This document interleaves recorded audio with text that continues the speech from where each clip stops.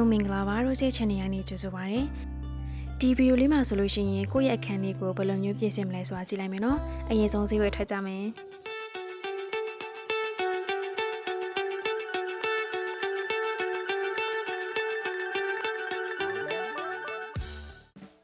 ။လူချင်းတဲ့ပစ္စည်းတွေအကုန်ရဖို့စူပါမားကတ်တစ်ခုကိုတောက်လိုက်ပါတယ်။ပထမဆုံးစာအုပ်တွေကြည့်ရပေါ့နော်။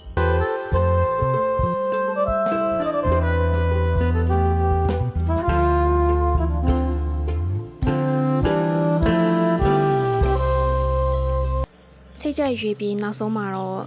ကိုနဲ့တင်းတော်မဲ့စာအုပ်လေးတွေ့သွားပါတယ်။ဒါရည်စည်းလဲဆွဲလို့ရတယ်။ Chasing stars and holding you အဲ့ဒီမှာဟိုကြည့်ရင်လည်းလူရာလေးတွေဆက်ဝဲလိုက်ပါတယ်။ဘာတွေပဲခဲ့လဲဆိုတော့အိမ်ရောက်မှပြမယ်နော်။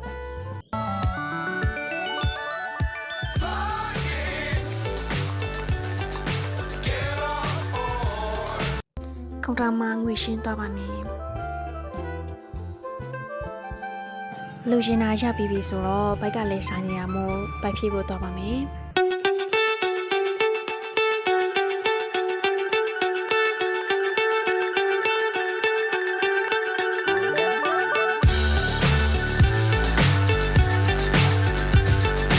ဝယ်စရာလည်းမရှိတော့ဘူးဆိုတော့အိမ်ပြန်ပါမယ်